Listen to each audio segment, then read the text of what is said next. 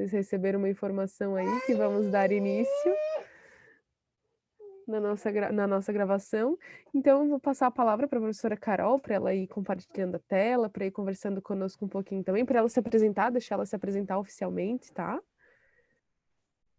Bacana, obrigada pelo convite, primeiramente, né, já que fico bastante contente de estar nesse momento trazendo algumas informações para vocês e compartilhando um pouquinho desse conhecimento. Me chamo Carolina, como a Jaque comentou, eu atuo hoje na área organizacional, mas toda a minha construção profissional aí foi pautada na terapia familiar, tá? Vocês conseguem ver minha tela? Ela já aparece em modo apresentação para vocês? Sim, já está aparecendo, Carol. Legal. Primeiro, eu gostaria de já fazer alguns alinhamentos com vocês, né, gente? É um grupo de estudos, então é bem importante que vocês façam as contribuições, tragam as experiências de vocês, as dúvidas, os comentários, para que não fique só um monólogo. Hoje, então, a gente vai ter uma dobradinha, eu vou trazer aí algumas informações e a Jaque vai também contribuir conosco nesse momento, ok?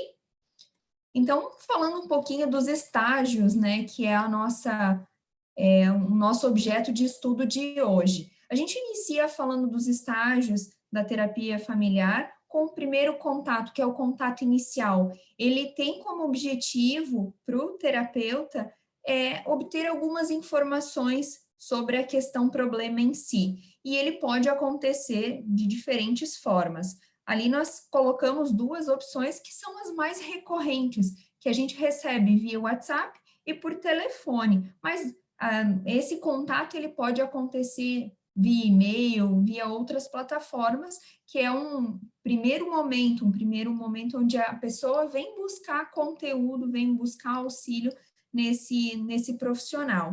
Ele tipicamente é um contato breve, e o profissional ele acaba se tornando neutro nesse momento, porque ele de fato vai absorver o conteúdo, vai compreender o que está sendo dito naquele momento. Por isso, muito importante a escuta ativa para esse primeiro momento. E, Carol, vale ressaltar também que agora nesse mundo digital que nós estamos vivendo, né, é muito comum o pessoal nos encontrar pelas redes sociais. Eles nos Perfeito, Jaque. procuram, né, pelo Instagram, Facebook, LinkedIn, enfim, essas redes que a gente tem acesso e que nós divulgamos também o nosso trabalho.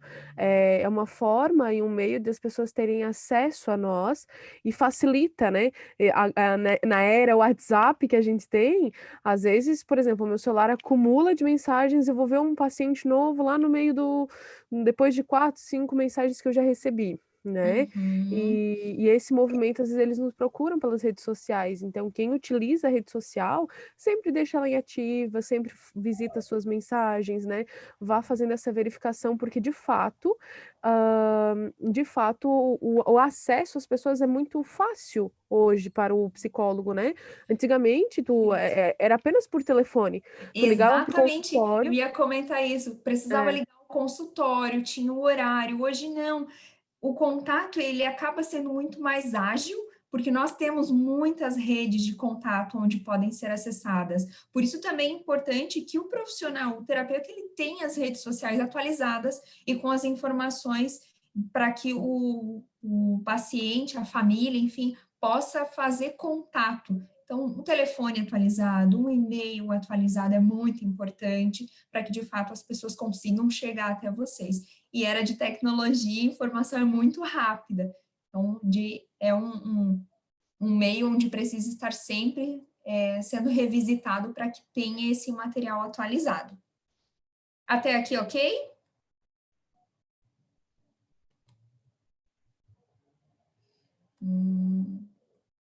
Ok. Para esse contato ainda inicial, falando um pouquinho dele, é importante que o terapeuta ele tenha a escuta ativa, como já foi comentado, e que ele consiga absorver minimamente as informações e entender quem está envolvido nessa questão. São familiares? Tem outras pessoas? Quem está de fato presente nesse contexto e tem aí a clareza da descrição do problema. Então, é muito importante que, se não ficou claro, questione, pergunte de fato, mas consiga entender aonde está a construção. Claro, nós sabemos, é um primeiro momento, é um primeiro contato, mas precisa fazer sentido para você, precisa que fique claro as informações aonde que está a raiz do problema, onde que a gente pode, de fato, estar atuando. E é um momento também bem importante para sinalizar a importância da participação da família, a importância de ter, de fato, esse envolvimento. A participação não é apenas levar até o consultório, é de fato participar, estar presente, não ter a ausência de informação, mas de fato se fazer presente nesse momento. E também, nesse contexto, falando de família, é deixar claro que o papel da família nesse processo não é deixar uma vítima, um vilão, um mocinho, muito pelo contrário, é de que todos estejam envolvidos na busca por uma solução, por um bem comum. Então, de fato, nenhum momento é para culpabilizar alguém. Para esse contato inicial também, a gente vai fazer esse entendimento, então, de que se faz sentido, se a gente consegue atender essa demanda, e aí, se fizer sentido para você, se você se sinta confortável com o tema, com a problemática, aí nós recomendamos que seja feita a primeira entrevista. Essa primeira entrevista, daí ela vai, agora nós temos, né, os momentos remotos, né, acontece online, ou presencial, e aí vocês já vão fazer esses primeiros alinhamentos. Quem deverá comparecer, fazer esse entendimento é importante. Vão ser todos, tipicamente são, né, a família toda, a família nuclear, enfim, a definição do horário, como vai ser o formato, a duração, em que momento que vocês vão se encontrar e fazer essa interação. Nós sabemos que quando nós estamos tratando de família, em alguns momentos acontecem a resistência. Mas o problema está concentrado na criança, por exemplo. Então, eu, enquanto mãe, pai, eu não me vejo importante de participar nesse processo. E aí é o primeiro momento onde nós, enquanto terapeutas, nós precisamos nos posicionar e sinalizar a importância de ter o envolvimento da família. E reforçar essa abordagem que a gente está tendo no formato de como nós trabalhamos, de como nós atuamos, para que a pessoa que fez a procura a vocês fique também com essa compreensão total de como funciona a terapia familiar, tá? Nesse caso, quando nós estamos fazendo esse primeiro momento, nós fizemos o primeiro agendamento, é muito importante que um dia antes, e talvez até no mesmo dia, a gente faça um reforço da agenda. Então, uma mensagem para reforçar o horário que ficou agendado, se for online, 1 hora antes para mandar onde vai ser a sala, enfim, para ele buscar o formato para se conectar, mas para que essa pessoa consiga, de fato, lembrar e se fazer presente inteiramente no processo.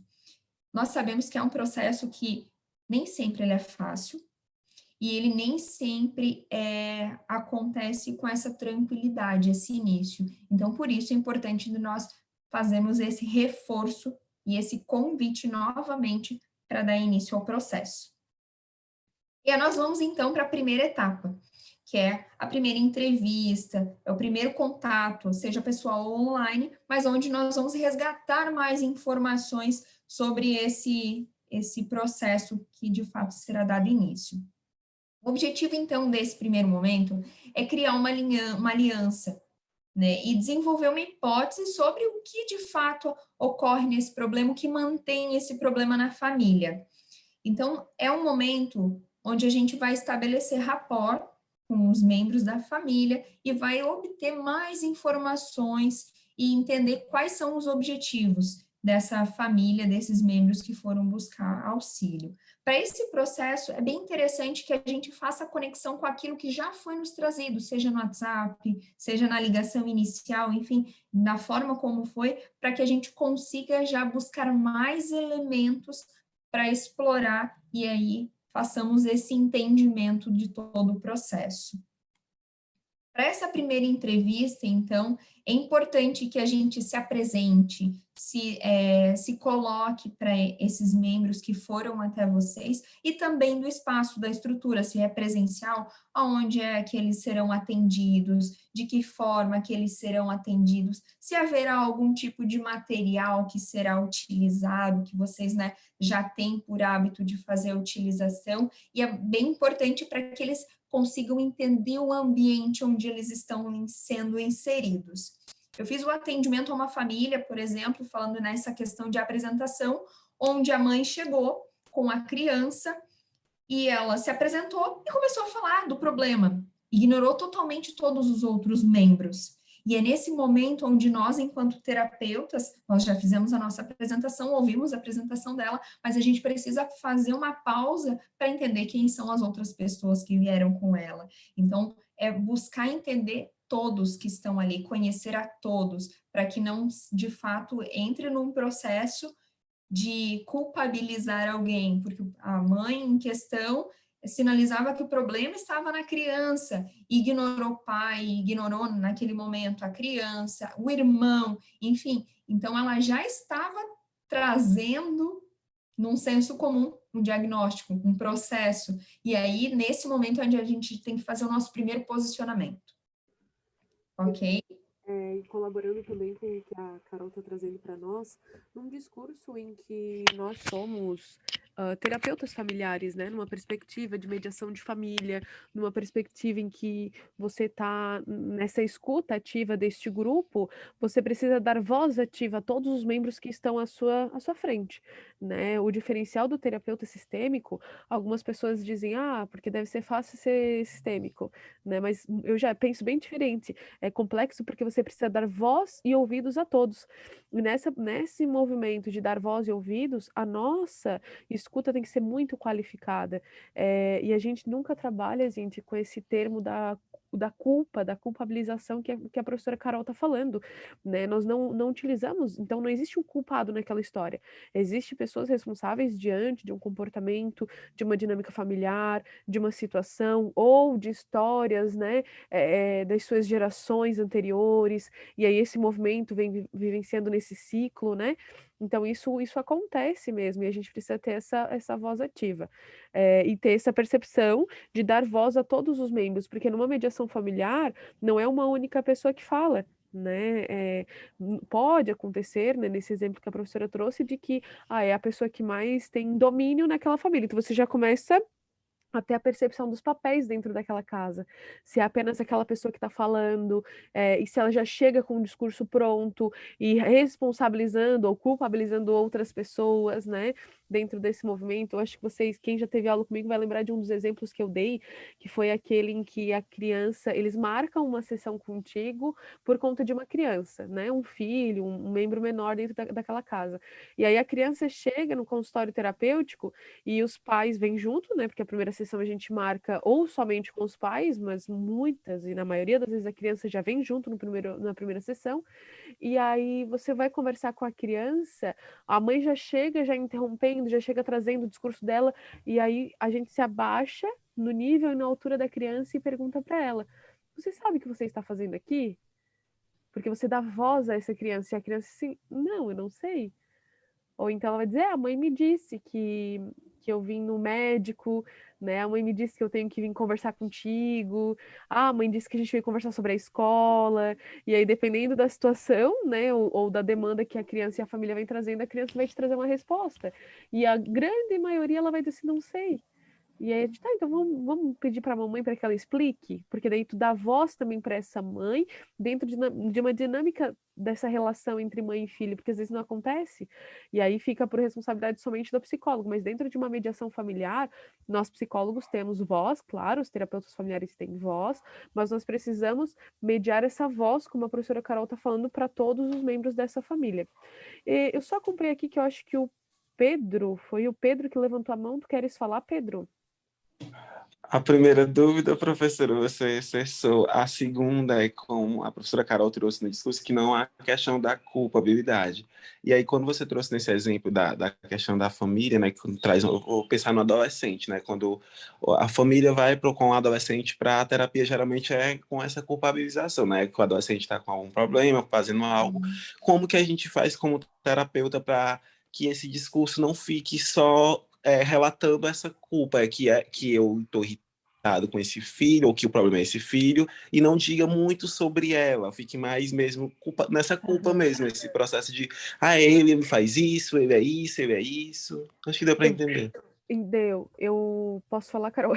Pode, pode. Eu tenho um exemplo prático que eu vivi num acompanhamento de uma jovem de 13 anos. E aí começou nesse discurso da mãe muito ríspida, sabe? Uma voz muito agressiva, muito trazendo assim, essa filha, menosprezando a filha no consultório. E a filha estava presente. O primeiro ato que eu fiz foi: então eu vou pedir licença para que a fulana aguarde na recepção, tá?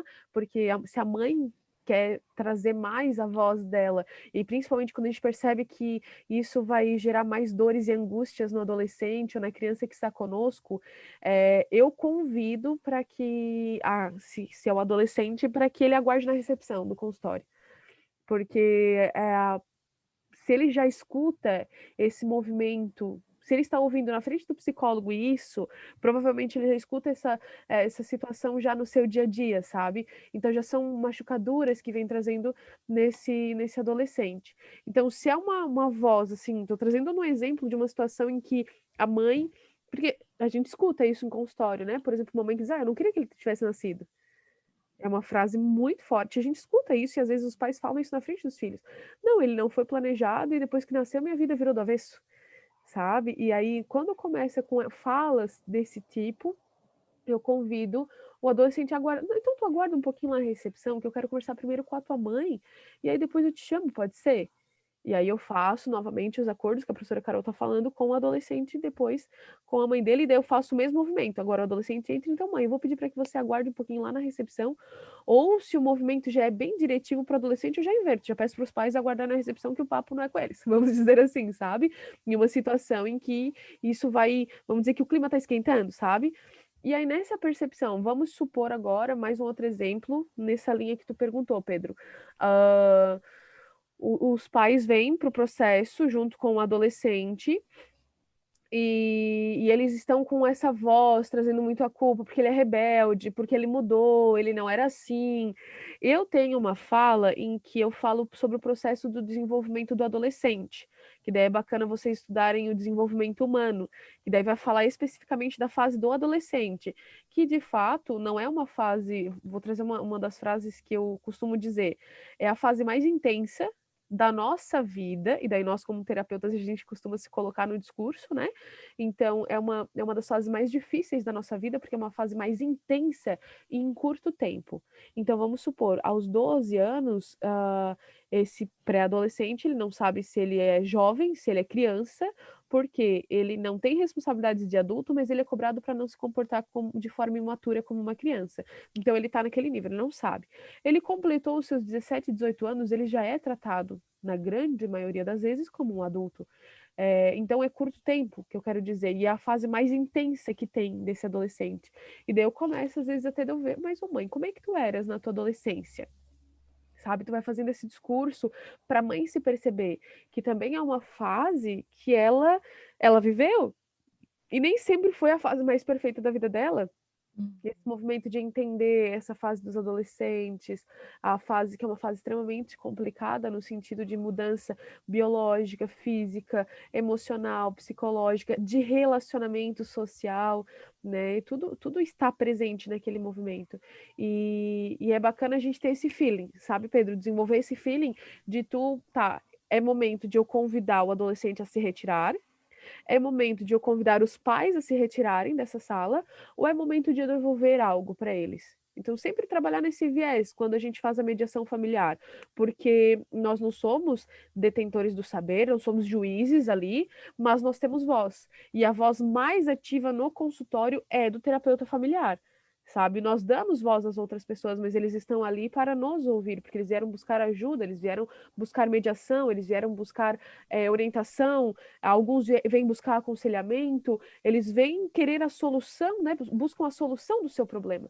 E aí, dentro desse movimento, quem tem mais voz é o terapeuta. Aí você vai determinar qual o caminho que você vai tomar. Não sei se me fiz entender, se respondi a tua pergunta. Sim, foi ótimo. E que bom que você deu os dois exemplos, e o que me fez claro é que a grande dificuldade é esse feeling mesmo, né? Porque em algum momento, no primeiro exemplo, por exemplo, passou na minha cabeça, e se eu mandar, por exemplo, o adolescente convidar a se retirar no momento que a mãe está acusando ele pode entender, né? Por exemplo, dependendo da fragilidade que ele demonstra no discurso, que eu estou tomando partido da mãe, por exemplo, aí em um segundo momento, ouvir ele já está cansado desse movimento de sempre estar sendo ouvido em segundo plano. Primeiro é a mãe, na escola primeiro é o que a mãe traz, por exemplo, na faculdade é o que a mãe traz, nada da vida dele ele traz primeiro, por exemplo. Aí já era um momento de eu convidar essa mãe para mostrar como é, pensar, convidar ela para pensar como era ela nesse momento, né, dessa fase. Né, já ao invés de convidar a se retirar, já no caso mesmo, que já é um discurso mais leve mesmo, que a mãe já está querendo trazer uma queixa, que eu percebo que tá tranquilo para ele, eu posso pedir realmente para ele ir para a sala de espera, né? Foi muito legal os seus dois exemplos, porque, claro, e até a questão de pensar nas possibilidades mesmo, né? De como vem esse discurso, de como essa mãe se apresenta, como essa família se apresenta para a gente, que é a grande dificuldade. O feeling tá aí, né? Assim, o tato. Exatamente. A gente não tem uma fórmula que sirva para todos, mas a gente tem que conseguir fazer essa leitura do que de fato está está sendo apresentado para a gente naquele momento.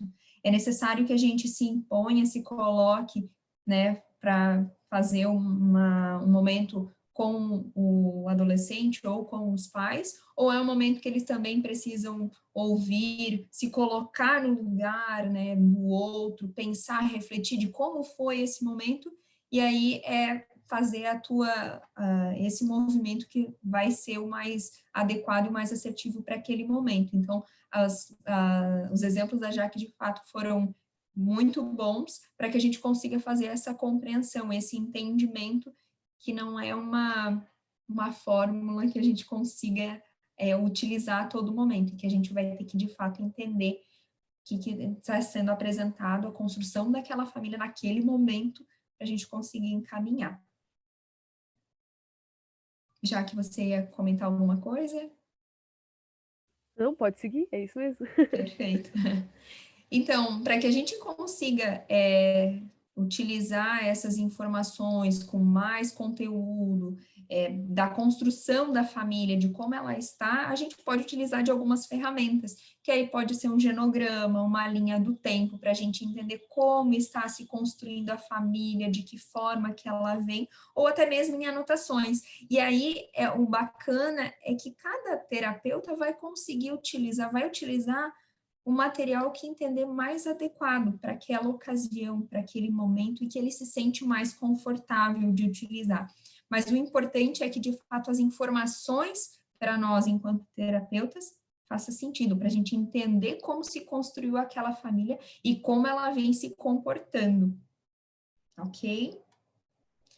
Nesse caso, nessa primeira entrevista, também é bastante importante a gente entender as situações que já aconteceram na família e que não deram certo. Então, olha, eu já tentei ir na escola conversar com a professora por conta do comportamento e não teve resultado. Ok, a gente vai fazer essa escuta qualificada desse conteúdo, porque muitas das vezes essas tentativas que não deram certo, elas podem reforçar esse comportamento de culpabilizar o outro, de achar a pessoa, né, nessa busca de achar a solução, ou a pessoa que está causando esse problema. Então, ele pode ser uma parte, um fragmento desse problema. E também nas transições da família, o que já aconteceu, uma separação, um vínculo que acabou, né, se desconstruindo, uma entrada de uma pessoa na família que pode está ocasionando alguma situação de problema naquele momento. Então, é importante a gente também entender essas informações para que nós tenhamos ainda mais base para conseguir utilizar a nossa escuta e formular a nossa hipótese.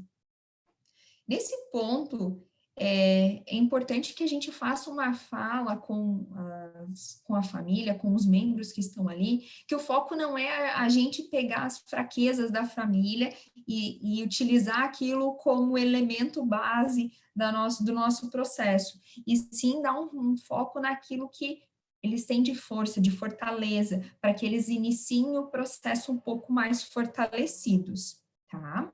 A gente trouxe aqui um elemento que as perguntas sobre como os membros se relacionam entre si, ou convidando para conversar sobre os problemas, podem ser estratégias abordadas. Então, vocês podem utilizar tanto questionar de que forma esses membros se relacionam para fazer esse entendimento, como, de fato, já iniciar nesse processo para falar sobre os problemas e pensar em potenciais estratégias. São duas abordagens, são 3 abordagens diferentes, e aí vocês vão ter que fazer esse entendimento também da utilização dessas abordagens para entender em que momento que essa família está, de que forma que vai ser mais assertiva essa estrutura, para que aí sim vocês possam dar esse toque, esse tom de como vai ser a construção do processo entre vocês. Depois de compreender todo esse processo, de conhecer a família, ele pode acontecer numa entrevista, ou se vocês não se sentirem confortáveis com um único momento, pode ser feito em 2 entrevistas, enfim, em 2 momentos, mas o importante é que vocês tenham todos esses elementos para ir, se necessário, fazer as recomendações.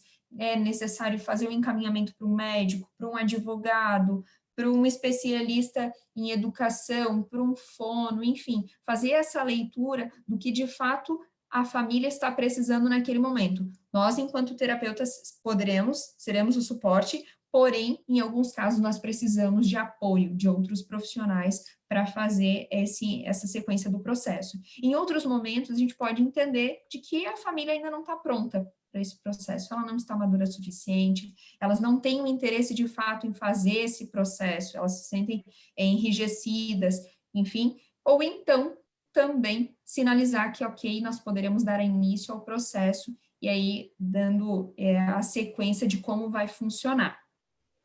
Exatamente. E dentro desse movimento, gente, essa primeira entrevista, essa anamnese inicial, né, ela pode ser feita em mais de um encontro. E bacana a gente traçar fazer dentro desse movimento do que a professora está falando, traçar o objetivo terapêutico do nosso paciente. Daí você vai entender se é um processo mais profundo, em que você sabe que não vai levar mais um tempo, vai ter profundidade de história, a gente vai ter que ressignificar diversos fatores da história de vida, da infância, e traumas e situações que vêm envolvendo esse sujeito, ou é uma psicoterapia mais breve, algo muito imediato, ele quer resolver uma questão específica. E muitas vezes a questão é essa que a professora falou, não necessariamente o trabalho vai ser somente conosco, nós vamos ter aí uma equipe multidisciplinar, lembrando, gente, que existe a diferença entre equipe multidisciplinar e equipe interdisciplinar, só que a nossa língua portuguesa se apropriou ao termo multidisciplinar, né? Que você vai ouvir isso muito mais do que interdisciplinar. Nós psicólogos autônomos, somos uma equipe multidisciplinar, podemos trabalhar com uma equipe multidisciplinar, que é o quê? Eu encaminhar para um colega, eu tenho lá um psiquiatra que acompanha os casos comigo, eu tenho uma nutricionista, eu tenho um educador físico, eu já fiz parceria até com escola de teatro, para fazer mediação de espontaneidade, de relacionamento social, de desenvolvimento social, né? Então, tem vários profissionais que podem ser especificamente da área da saúde, para montar essa equipe multidisciplinar, que são parcerias, que você vai fazendo encaminhamento e que são encaminhados para você, e a equipe interdisciplinar é quando todos os membros estão num único local e todos eles estão atendendo o mesmo paciente. Vou dar um exemplo. Num CAPS, né, no Centro de Atenção Psicossocial, você vai encontrar no mesmo local o psicólogo, o psiquiatra, a nutricionista, o educador físico, o terapeuta ocupacional, o médico, enfim, o fonoaudiólogo, e vão estar todos no mesmo ambiente. Então, eles têm reunião semanal para discutir caso, para supervisão, para o acompanhamento. Mas é muito comum, mesmo nesse tipo de grupo, você ouvir falar da equipe multidisciplinar, porque multidisciplinar significa muitos profissionais. E interdisciplinar, interprofissional é que todos os profissionais estão interligados por uma instituição, por exemplo. Então, vamos supor, a Carol, ela é especialista a professora Carol, ela tem uma área que ela trabalha de transtornos alimentares e eu estou acompanhando uma família que eu tenho um caso de transtorno alimentar. Eu vou encaminhar para Carol, que é psicóloga, que faz parte da minha rede de encaminhamentos. E aí eu tenho lá uma nutricionista que eu encaminho. Se o paciente, óbvio, nessa situação de psicólogo independente, o paciente ele é livre de procurar o profissional que ele queira, né? Mas alguns chegam para nós e pedem indicações. Então, é esse movimento que a professora está falando. Você vai fazer os encaminhamentos. E é muito comum e muito necessário que a gente tenha essa hipótese diagnóstica, essa hipótese terapeuta no início, nas primeiras sessões, que são as sessões de acolhimento, de entrevista, de acesso ao problema, de acesso a essa família, sabe? É onde você vai desenvolver o seu objetivo terapêutico. Então, isso vai acontecer assim, no máximo na segunda ou terceira sessão. Na primeira tu acolhe, alguns, dependendo da situação, na primeira sessão tu já consegue. E uma forma de você delinear isso é perguntar objetivamente ao seu cliente, ao seu paciente, qual que é o teu objetivo na terapia? O que você pretende fazer no processo terapêutico? Por que você procurou a ajuda de um psicólogo? Né? Dessas formas bem diretivas, que são as perguntas de impulsão, de impulsionar o sujeito a te trazer uma resposta, você consegue esse movimento e essas respostas muito claras, não fica somente na nossa ideia. E aí você vai traçar alguns objetivos terapêuticos com esse teu cliente e outros você sabe que está subentendido e você vai ter essa percepção ao longo do processo, que terão outras coisas a serem desenvolvidas dentro do processo, certo? Pedro, tô gostando do Pedro hoje, o Pedro tá bem conectado conosco. Gente, eu sou bem participativo, assim, então Adoro. se eu estiver falando demais.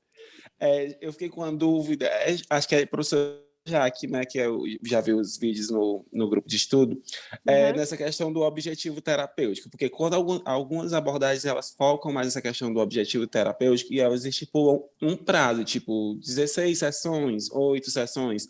Eu já entendo que a sistêmica, eu sou novo na área, eu estou começando agora, eu entendo que ela já não tem esse viés, porque ela entende que esses sistemas eles se alteram também, né? Às vezes aquela relação tá ótima, mas depois de amanhã ela tá péssima, e assim constantemente. Então, não cabe, por exemplo, eu pensar, eu vou resolver isso em 10 sessões. Se alguém me perguntar, por exemplo, ver uma família, olha, eu vou, por exemplo, ver um pai que ele viaja muito, eles não duram muito no lugar, e aí tem 3 meses para me resolver um problema, então 12 sessões, não, então já não cabe, ou eu investigo se cabe, como é que fica? Investiga, né? A minha sugestão é tu investigar, porque, por exemplo, existem situações que tu já vem de um processo fechado, né? Existem situações que já vem de um processo fechado, que tu tem ali as estratégias, tu vai traçar metas e estratégias com essa pessoa, porque a gente chama da psicoterapia breve. Até tem um livro, ele não está comigo aqui, depois eu mando para vocês a fotinho dele no grupo. Da psicoterapia breve dentro da terapia familiar. Ele acontece, ele é possível, é muito comum acontecer, às vezes ele acontece de forma natural e outras você faz essas estratégias. Mas você vai investigar, por isso que eu digo, o cliente ele traz o objetivo terapêutico para ti e outras percepções você vai ter a longo prazo. O que eu não costumo fazer é fechar sessões. Por exemplo, vamos fazer aí eu vou te vender 10 sessões. E 10 sessões eu vou resolver o teu problema. Eu não faço isso. Particularmente. Eu posso dizer qual é o meu discurso com os meus clientes? Olha, eu não tenho como te dar uma resposta de prazo específico, mas depende muito do teu movimento no setting terapêutico. Eu, terapeuta, eu vou fazer no máximo 20% do processo, o resto é totalmente responsabilidade tua, porque o desejo da mudança, o processo de mudar de fato, é o cliente que vai querer mudar, né? Que ele aceita essa mudança. E aí, o que que eu falo Por para ele? isso a importância da gente ter essa informação, de construir essa linha com os pacientes, né, com a família em questão, de a gente conseguir entender na íntegra qual que é a situação questão e qual é o objetivo deles, para que não fique apenas você sendo responsável pelo processo, Exato, para exato. que aí fique muito claro isso para a família e você consiga ter essa linearidade no teu processo. E aí, o que que eu costumo dizer? Eu falo assim, olha, ele pode durar 3 meses, 4 meses, um ano. Eu dou um exemplo, assim, bem geral. Eu tenho clientes que eu dei alta com 3 meses, como eu tenho clientes que estão comigo há 3 anos, né, dentro do processo. Então, tudo depende muito de tudo o delinear. E tem paciente, daí eu explico o que que é o processo daí dentro da psicoterapia. Se ele quer fazer um processo de autoconhecimento, não é rápido. Se ele quer tratar uma questão muito específica, por exemplo, eu atendi uma senhora que eu achei inicialmente que o processo dela ia demorar, porque ela queria tratar a ansiedade, mas eram questões que estavam vinculadas à infância dela. Só que ela foi tão dedicada para o processo terapêutico que em 3 meses e meio, 4 meses, ela recebeu alta. Entende? Daí ela fez o tratamento bem certinho, psiquiátrico, medicação ansiolítico por 3 meses, começou a fazer o processo de desmame. Quando ela terminou de fazer o processo de desmame, eu atendi ela mais um pouquinho, mais algumas sessões, ela foi automático o processo dela, sabe? Não tinha mais demanda. E também ela não trouxe mais demanda, ela foi muito objetiva. Olha, eu quero tratar a minha ansiedade relacionada ao meu ambiente de trabalho. Foi assim, ó, 4 meses ela recebeu alta, sabe? Então depende do cliente, depende do envolvimento dele. Então no primeiro encontro eu faço isso. A não ser, Pedro, que tu vá vender um processo fechado. Olha, eu tenho um processo, o que que eu vendo que é processo fechado? Avaliação psicológica. Avaliação psicológica é processo fechado. Ela me diz a demanda, já que eu quero que tu faça um processo de investigação com meu filho, ou para mim, eu vou fazer uma cirurgia bariátrica. Então uma cirurgia bariátrica eu preciso de 6 a 8 sessões. Uma avaliação por competência de uma criança que já tem um diagnóstico de autismo. Eu preciso de no mínimo 8 sessões. Então eu já fecho, sabe, com a pessoa o processo fechado. Uma avaliação psicológica eu faço assim, eu não deixo acontecer o processo. É definido, ó, esse encontro é isso, e eu já tenho todo traçado. Diferente de uma psicoterapia, uma mediação familiar, né, uma situação que uma psicoterapia de casal, é um envolvimento muito além, que é onde você traz essa situação dos sistemas, as mudanças relacionais dos sistemas, né? E aí isso é mais a longo prazo. E aí, contribuindo com o que a Jaque estava trazendo, a gente, nessa primeira sessão, a gente já faz esse entendimento da situação problema, se a gente consegue, enquanto terapeuta, se colocar e contribuir para esse processo, se a família, de fato, está envolvida e quer dar sequência, e aí nós já alinhamos como vai funcionar o processo. Então, como funcionam as sessões, quanto tempo, qual que é a média de duração do encontro semanal, porque a gente não estipula, tipicamente não estipula o processo, mas a sessão, então nós teremos uma sessão por semana de 1h15, enfim, aí cada um vai fazer esse alinhamento mais específico, a frequência com que essa família vai, né, estar participando e os objetivos. E aí é bem importante que criar essa estratégia da onde nós estamos, para onde nós, enquanto pacientes, né, estamos e para onde nós, enquanto pacientes, gostaríamos de chegar, como que a gente vai chegar. E aí aqui a gente trouxe 2 informações, que é a diferença entre o Waze e o Uber. Porque nós, terapeutas, nós não somos o Uber, nós somos o Waze. O Uber, ele vai de um ponto a outro e ele não vai ter nenhum tipo de desvio de rota, independente do que aconteça, ele simplesmente vai. E o Waze não, ele vai te dar o caminho. Mas se você quiser fazer um desvio de rota, ele pode recalcular. Se você passar uma lombada com uma velocidade maior, ele vai te orientar que tem uma lombada no radar de velocidade, mas se você quiser passar ele vai passar, diferente do Uber, que ele vai manter isso muito calibrado. Então, é bem importante que essa analogia vocês levem. Nós somos o Waze, nós não somos o Uber. Então, nesse ponto é bem interessante. E aí, para fechar esse primeiro momento com a família, você pode compartilhar as suas percepções positivas das informações que você teve da família, para que eles saiam daquele momento também lembrando daquilo que foi positivo, que eles fizeram, que eles já executaram, que deu certo, e eles consigam dar sequência nesse processo, porque eles vão trazer elementos positivos. E aí é nesses elementos onde a gente vai resgatar toda a fortaleza deles para dar sequência no processo e fazendo sempre aquele link da questão-problema com aquilo que deu certo. Até aqui, ok? Beleza. E aí nós entramos na fase inicial do tratamento, né? Que tem como proposta transformar aquilo que a gente teve de hipótese já numa formulação mais estruturada, mais densa. E aí a gente começa a trabalhar para resolver as questões que apareceram. Então, nesse processo... Opa, passei.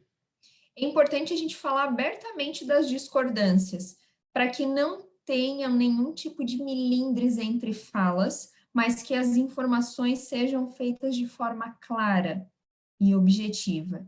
Então, a gente fala bastante das informações não ficarem nem nas entrelinhas, para que os envolvidos não saiam do nosso espaço, do nosso setting, com aquela percepção, será que o meu pai quis dizer aquilo? Será que foi dito tal informação e eu não entendi? Então, é muito importante. Por isso, é interessante de que, se essa informação não ficou clara, tu faz o feedback. Então, você quis dizer que tal situação remete a isso, para que a gente consiga entender na totalidade do que foi dito, e não fiquem essas dúvidas, essas questões. Cada processo ele vai ser construído de forma individual, mas é muito importante que a fala seja clara e alinhada. Falando um pouquinho disso, tem o nosso papel enquanto terapeuta também, que a busca de mudanças, ela parte da família, e aí tem o nosso papel muito importante. E aqui nós trouxemos 4 chaves, né? Que são a perseverança durante o processo, a intervenção quando necessário, então é essa pausa que foi trazido no exemplo anterior. Se necessário, sai da sala naquele momento, convida, né, para fazer uma conversa individual, a questão do confronto, de sinalizar que naquele ponto não é, aquela informação, né, não foi bem colocada, para que a gente também consiga se posicionar enquanto profissional, e o encorajamento, que também é a chave desse processo, para que a gente consiga dar voz a todas as pessoas envolvidas, e aí a gente tenha todas as informações, todos os elementos. Eu até deixei marcadinho aqui do nosso livro, tem uma frase que me chamou bastante atenção, ele já é um livro que é de cabeceira, mas a gente sempre que volta tem algum conteúdo que fica. E nesse caso, enquanto profissional, ele fala que as estratégias e técnicas, elas podem variar, mas o que destaca um bom terapeuta é o seu empenho pessoal em fazer o que for preciso para ajudar a família e resolver bem os seus problemas. Então, toda sessão vai ser maravilhosa? Não. Tem sessão que a gente sente que é mais denso, tem mais conteúdo, foi um pouco mais pesado, mas é muito importante que a gente se entregue na totalidade para fazer essa contribuição com a família. Por isso, o principal, a chave do negócio é a persistência, para que a gente busque recurso, busque elementos também, suporte, apoio, e a gente consiga dar sequência no processo. Carol me fez lembrar, quando eu fazia a minha formação em terapia familiar, o meu professor, ele fez uma dinâmica conosco, ele dizia assim, agora eu vou contar um segredo para vocês. Sabe qual é o pulo do gato do terapeuta, do psicólogo? E daí todo mundo assim, né? E daí ele assim, anota isso, tá? Anota, porque eu vou falar só uma vez na vida. E eu falo isso com os meus alunos também, eu faço isso. Anotem, porque eu vou falar só uma vez na vida. O segredo para dar certo uma terapia familiar é estar 100% conectado com aquela família, com o seu paciente, no momento do setting terapêutico. aí tu vai ter resultado, que é exatamente tudo que a professora Carol acabou de falar. É você estar dentro daquele movimento, né? Você fazer parte daquele processo de mudança, você está persistindo naquela história. Vou dar um exemplo para vocês. Dentro da perspectiva familiar, vocês sabem, né, na terapia familiar, que a gente atende a mediação de famílias, a gente atende a terapia de casal e a gente atende o sujeito individual.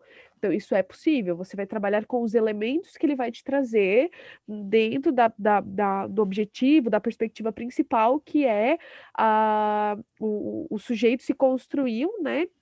A partir do seu berço, da sua família, do seu ser biológico, psicológico, social, dos movimentos onde ele está envolvido. E que o nosso construto inicial, né, é a família. E aí, dentro dessa ideia, eu lembrei, né? A Carol vem falando, e eu venho lembrando, assim, de algumas experiências que eu tive desse confronto. Por exemplo, eu tinha um adolescente, né? O Pedro trouxe a faixa etária para a gente discutir um pouquinho. Eu tive um adolescente que eu atendi uma vez, e aí eu fui entendendo a dinâmica, a família não era muito presente, marcava a sessão com a família, não vinha, aí acabava aparecendo ele sozinho na sessão. Aí eu pedi, né, para a família assinar o termo, né, a mãe assinar o termo de autorização de que ele poderia fazer psicoterapia, porque ele era menor de idade, e de que ela autorizava ele ir e vir sozinho, porque, por exemplo, o jovem pegava Uber, né, na cidade, chamava no celular, pegava Uber e ia, e ele tinha seus 13, 14 anos, por exemplo. E ele já se sentia responsável, né, dele, e já era permissível, essa família permitia, né, era a dinâmica daquela família. E eu falei, então tá, porque querendo ou não, gente, enquanto o paciente está conosco e que ele é menor de idade, é responsabilidade nossa, certo? Então, se esse adolescente sai dali do consultório e não vai para casa, né? Ah, mas ele estava na psicóloga dele e ele foi para onde, né? Então eu chamei a família e decidi, isso foi um confronto que eu fiz. Olha, vocês querem permanecer no processo terapêutico? Então vocês precisam assinar esse documento. Ah, mas por quê, Jaque? Sim, porque aí eu expliquei exatamente isso, porque eu sou responsável dele na uma hora que ele está comigo na terapia. Após isso, é responsabilidade de vocês.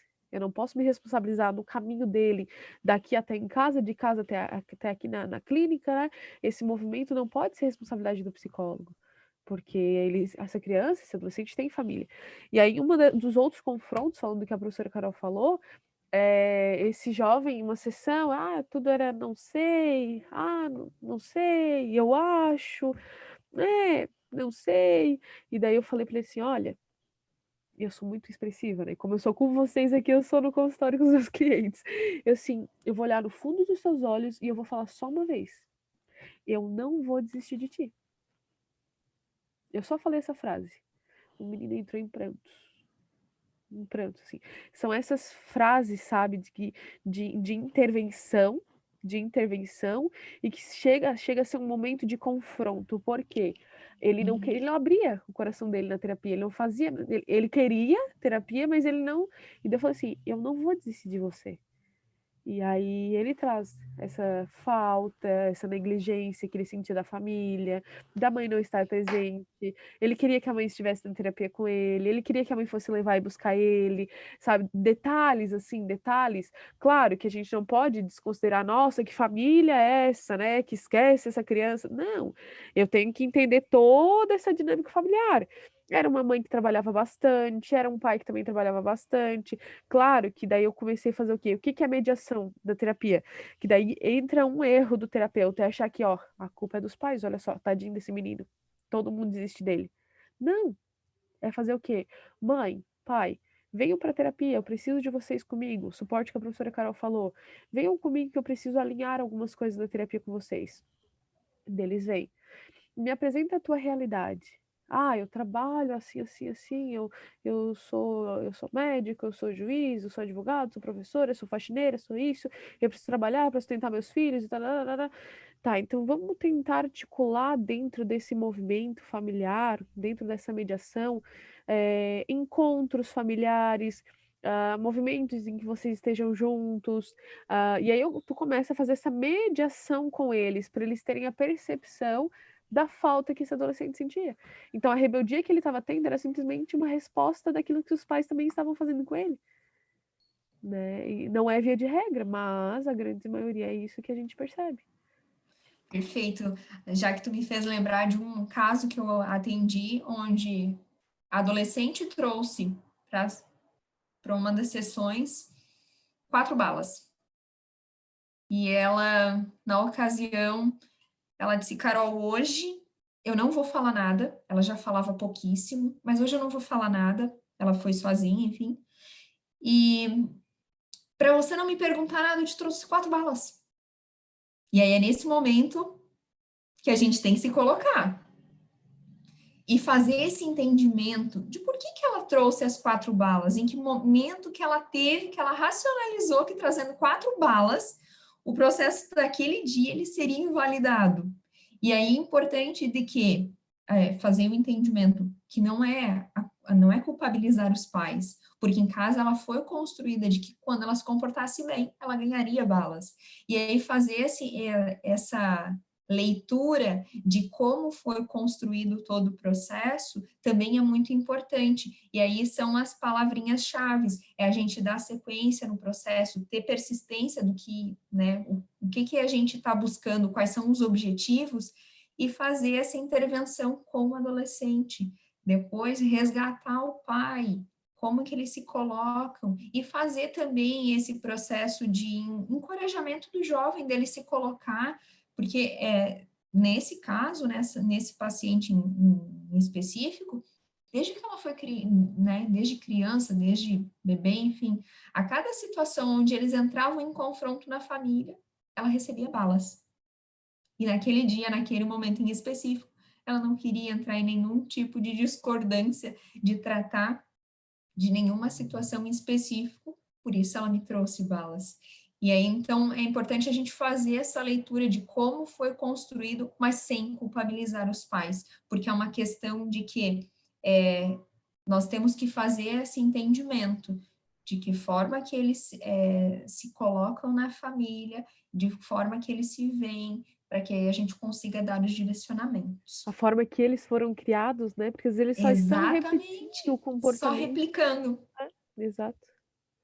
Então, é muito importante. E não simplesmente sair, né, daquele momento achando que os pais estão sendo negligentes, que estão calando a criança com balas, o adolescente, enfim, porque na ocasião eles estavam repetindo de fato um comportamento que até o momento estava funcionando muito bem, obrigada, mas que aí a partir do momento começou a ter aí um choque de comportamento.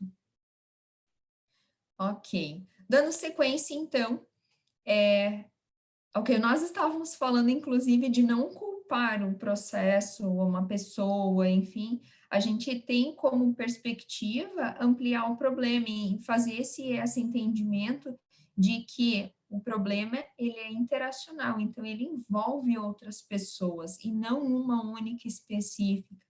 As questões estão muito entrelaçadas para que a gente coloque esse problema como responsabilidade de uma única pessoa. E aí, dentro do setting terapêutico, nós temos alguns momentos que são interessantes e que vale a gente conversar hoje. Quando a gente passa por um processo e aí a gente passa a aconselhar, estamos passando por uma situação dentro de uma questão específica de uma família, e quando a gente passa a aconselhar a atenção do paciente, ele passa para a gente e para os nossos conselhos. Então, a depender do momento, vai ser importante que a gente faça esse aconselhamento e não apenas faça devolutiva de perguntas, de deixar as informações para reflexão, mas que a gente faça esse momento de fato para que eles consigam fazer essa análise e talvez uma mudança de comportamento. E do contrário também ocorre. Quando a gente se recusa a conceder algum conselho, tipicamente nós observamos que fica um clima tenso no ar, mas que muitas das vezes é necessário para que a gente tenha esse estímulo para a família se descobrir nesse processo,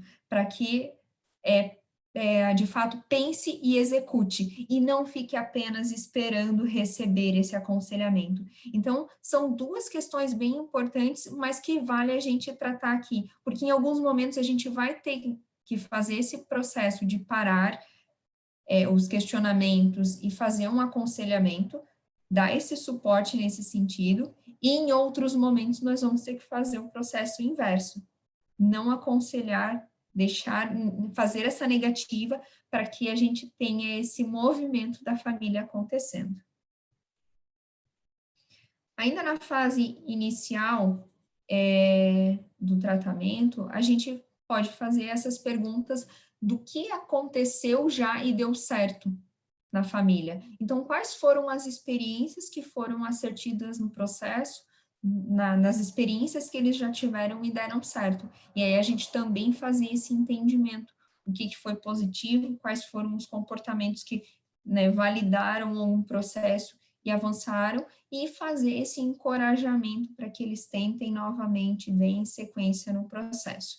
E aí a gente também observa que em alguns casos são importantes que a gente dê algum tipo de tarefa de casa, um homework aí para ser executado. Então, fizemos um aconselhamento, estamos no processo, e houve um movimento onde nós entendamos que seja interessante a gente dar uma tarefa até a próxima sessão, enfim, daí a gente define um plano de meta, né? Quando que vai acontecer, como que vai ser executado, enfim, porque esse processo, longe do terapeuta, ele pode gerar uma tomada de consciência da família, dos membros, e aí uma virada para o comportamento, da forma como eles se relacionam. Mas para esse ponto, nós temos que ser muito específicos e alinhados no momento onde nós estamos trabalhando, porque se forem temas muito delicados, de conteúdos muito densos, é mais adequado que a gente opte por realizar em setting, junto com o terapeuta, para que o terapeuta consiga auxiliar e conduzir esse processo, para que aí não vire uma questão de discussão, um problema ainda maior. Então, é muito importante que a gente consiga calibrar qual é a situação, qual é o problema da família, qual é a questão em específico, para daí poder fazer essa concessão de uma tarefa. E aí, no retorno da sessão, é importante também retomar como foi para as pessoas, para os membros em si, essa execução, como eles se sentiram, enfim, para que a gente consiga entender se eles de fato tiveram esse processo. E aí nós entramos na fase intermediária do tratamento. Nessa fase intermediária é bem bacana, onde nós temos como objetivo os membros da família, eles se expressarem ainda mais e eles chegarem nesse entendimento, conseguirem fazer conexões entre eles, as interações sejam mais saudáveis. Então, nesse processo, onde inicialmente o terapeuta ele era mais presente e as interações elas acabavam sendo um pouco menos, porque tinha essa interferência um pouco maior do terapeuta, o que nós buscamos é que a família ela consiga interagir entre si, consiga ter esse laço um pouco mais estreitado e o terapeuta ele apareça menos no processo, eles consigam construir esse processo, esse laço. O terapeuta ele vai fazer as intervenções onde ele sentir que a frase não foi bem colocada, ele pode lapidar um conteúdo e auxiliar nesse processo, mas o papel em si da comunicação e de todo o processo, ele volta aos membros, porque esse, de fato, é o entendimento do processo, onde eles vão ter ainda mais tranquilidade para seguir em todo o diálogo, em todo o entendimento. E aí nós entramos na parte final do processo, que é o término. É o momento onde o terapeuta ele observa que o problema em questão ele foi ou está resolvido, está alinhado, e ele observa que a família, ela conseguiu absorver conteúdo e aprender com o que aconteceu, com todo o tratamento, e não apenas foi lá para passar o tempo ou algo nesse sentido. Foi o exemplo que a Jaque trouxe para nós, da senhora que se dedicou ao processo e conseguiu, né, em X tempo, finalizar, porque ela já conseguia lidar bem com aquele problema em questão. Nós observamos que nesse processo do tratamento, Os diálogos, eles já são mais tranquilos, já são mais amenos, eles já seguem uma linearidade, eles já são menos acalorados de conteúdo, mas é um ponto bem importante que para esse processo a gente observe que se os diálogos eles estão mais amenos de fato, porque o problema foi resolvido e houve aprendizagem, ou se a família está mascarando algum outro conteúdo. Então, o feeling é muito importante para que a gente consiga fazer esse entendimento de que o processo de fato está encaminhado. O terapeuta ele pode ser considerado, então, como o condutor do processo de mudança. Por isso que a gente aconselha que, ao final, ou próximo ao fechamento de todo o processo, seja feito um overview, uma revisão de tudo que foi vivido, dos ganhos, das conquistas, do que foi adequado, que eles conseguiram ver de valor em todo o processo, para que aí a gente tenha esse encaminhamento bem amarrado. Revisar e consolidar o que foi aprendido durante todo esse processo, ele dá mais sustentação para possíveis outras questões difíceis. Então, eles podem pegar essas informações, o que foi trazido neste processo, para alguma outra questão que possa vir a aparecer e conseguir conduzir de uma forma mais tranquila e mais amena. De minha parte é isso, pessoal. Vocês têm alguma dúvida, alguma questão que eu possa contribuir, que a gente possa trazer? Eu quero Fiquem trazer, à vontade. Carol, para ti, para nós, né? Claro. Me recordei agora, vou dar de presente para vocês uma técnica. Essa última frase da Carol ali, que nós temos que revisar e consolidar o processo terapêutico, é impecável, é isso mesmo. E aí eu tenho uma técnica que eu faço com os meus clientes, que funciona muito bem. Por exemplo, no final de cada sessão, desde o primeiro dia, eu pergunto para eles assim: me diz uma palavra-chave que define a sessão de hoje. E aí eles vão falar. Normalmente, nas primeiras sessões é ansioso, desespero, medo, angústia, e vem vindo, né? E aí, isso é uma técnica a longo prazo, tá? É uma técnica a longo prazo. Então, a cada sessão tu vai pedindo.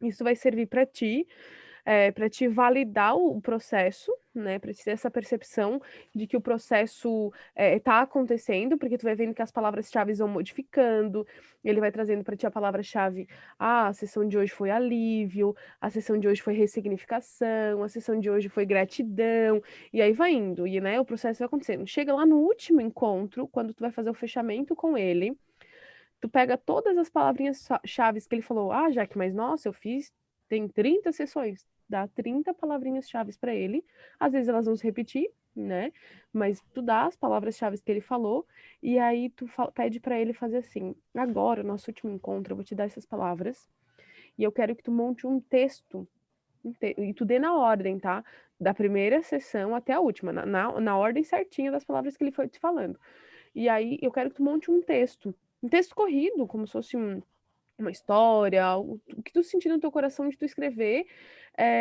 Agora tens uma meia horinha para te fazer isso. Ele vai entregar para ti meia hora, 20 minutos, aí depende do teu manejo, né? E a quantidade de palavras também. Ele vai entregar para ti a história terapêutica dele. E vai se tornar uma poesia, vocês podem ter certeza disso. Porque mesmo que de forma inconsciente, mesmo que tu não peça, né, para que ele escreva a história dele, ele vai escrever por conta das palavras que foram definindo os encontros e as sessões dele. E aí no último encontro, tu faz isso, tu vai pegar e tu lê para ele, tu pega, né, aquela história que ele escreveu, o texto, e tu lê para ele. E aí tu pergunta para ele, tu consegue perceber que aqui está a tua evolução, o teu processo terapêutico, cada palavrinha dessa que você escreveu foram as suas palavras que você trouxe nas sessões. Então nós iniciamos com a palavra desespero e angústia e finalizamos com a palavra alívio, concretização, ressignificação, gratidão. Então tu alinha, tu faz um fechamento com chave de ouro assim com ele, sabe? E aí tu tira uma cópiazinha, guarda no prontuário e entrega a original para ele. Porque você vai fazer um fechamento muito bonito, muito bacana com o teu cliente, sabe? ele vai ter essa percepção. E aí, outra frase de efeito, Carol, que eu falo para os meus clientes, porque quando eles recebem alta, é porque eles fecharam ou aquele objetivo terapêutico, ou alinhou todo o processo de uma vida, né? Ressignificou muitas coisas. E se ele precisar voltar para a terapia, serão por demandas novas, né? De coisas novas que surgiram na vida dele. E daí eu brinco assim, olha, meus clientes, eles têm contrato vitalício comigo, tá? Então, quando tu precisar, tu pode vir me procurar. E isso acontece. Eu tenho clientes que eu atendi há 3, 4 anos atrás, às vezes volta para fazer uma manutenção, que é o que nós chamamos dentro da psicoterapia familiar, né? Uma manutenção. Ele volta com uma outra demanda, com uma outra queixa, com algo que ele precisa fazer uma manutenção. Ele precisa alinhar novamente algumas questões. E às vezes ele vai voltar por um tempo curto, às vezes ele não vai mais ficar 2 anos em terapia contigo, é algo rápido, né? Às vezes vai ficar 1 mês, 2 meses, 3 meses, às vezes ele vem uma vez no mês, às vezes eles vêm 1, 2 vezes no ano, só para fazer uma manutenção contigo, né? Para que esse movimento vá permeando ao longo da vida dele. Certo, meu povo? Isso é bem bacana. Essa técnica que você nos passou já, que realmente ela é muito bacana, porque ele, enquanto indivíduo, ele consegue se perceber de todo o processo, a evolução, porque muitas das vezes a gente observa que o paciente ele não consegue se perceber evoluindo. E aí a gente consegue, com muitos elementos que ele mesmo construiu, apresentar essa evolução, esse quadro, como ele se coloca. Então, de fato, muito bacana.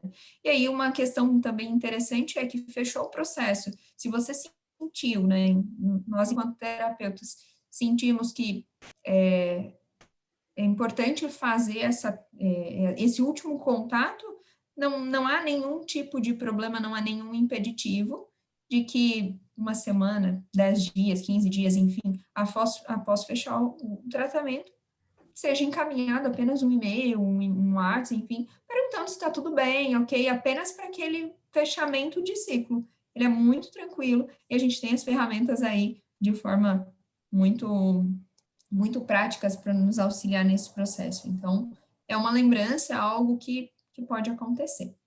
Uhum. E ele levando essa carta cria um símbolo, né? Cria um símbolo, marca a história dele em que sempre que ele precisar, ele vai retornar a essa carta para retornar a um processo que foi efetivo, que ele foi vitorioso, que teve sucesso, né? Isso é muito bom. Perfeito. Certo? Gente, dúvidas, perguntas, colaborações?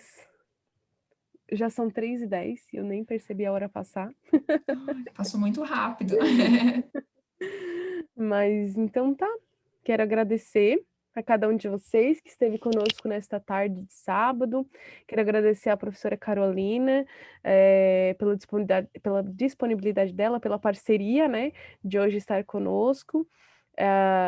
Hoje foi a abertura dela aqui, primeira vez no nosso grupo de estudo, né? Que bom, eu acho que foi bom, né, gente? Foi legal, eu gostei da Carol mediando conosco, né?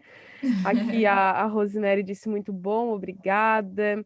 Ó, ela disse que foi ótima, a Letícia disse que foi muito bom, que também adorou a professora Carol. A Gabi diz gratidão, adorei a aula, foi muito enriquecedora. A Daniela também disse que adorou. Obrigada, gente. Obrigada pela parceria de vocês aí aos sábados, de 15 em 15 dias conosco, né? Participem, né? Aos sábados, sempre um professor novo vem aqui compartilhar um pouco da sua experiência. E eu tenho 2 convites para fazer para vocês antes de liberar todo mundo, tá? Nós temos agora disponível, aproveitem, curso online, Psicologia Sistêmica, Teorias e Práticas. Quem vai lecionar esse curso não está na divulgação, mas eu vou contar para vocês. Será eu Spoiler e a total. Spoiler. Será eu e a professora Ana Paula Becker. Não sei se vocês já acompanharam um grupo de estudo com ela, que vai acontecer. Neste curso você irá aprender sobre os fundamentos da teoria, teóricos básicos da psicologia sistêmica, o método de intervenção, postura, psicoterapia e também algumas técnicas que são as mais utilizadas, que faz parte do terapeuta familiar. Vai acontecer em 3 encontros, dia 6, dia 13 e dia 20 de julho. Então, quem estuda, aproveita aí nas férias para continuar estudando, né? Que agora entra as férias acadêmicas aí. vai ser no período da noite, das 19 às 21h30. O investimento para quem for graduando, o aluno nosso da Viver é 3 vezes de R$ 60 e o profissional é 3 vezes de 75, quem já é psicólogo. Mas se for aluno da Viver, mesmo psicólogo, tem o desconto. E tem mais, olha que legal, Carol, combo. Isso eu acho o máximo. Quem quer comprar um curso em mais pessoas ganha mais descontos ainda. Se você comprar em 2 Olha, pessoas, isso aqui é novidade também, olha que legal. Se você comprar em 2 pessoas é 20%, 3 pessoas é 30% e 4 pessoas é 40% de desconto no curso. Então junta, excelente. faz um movimento com o teu grupo aí, com o nosso grupo de estudo, junta o pessoal, junta 3, 4 alunos e fechem um combo, porque aproveitem, né, gente? E aí, essa novidade mexe com o meu coração. Essa novidade não, é de verdade, tá? Vocês sabem que já está acontecendo a nossa primeira turma de pós-graduação e formação em terapia familiar.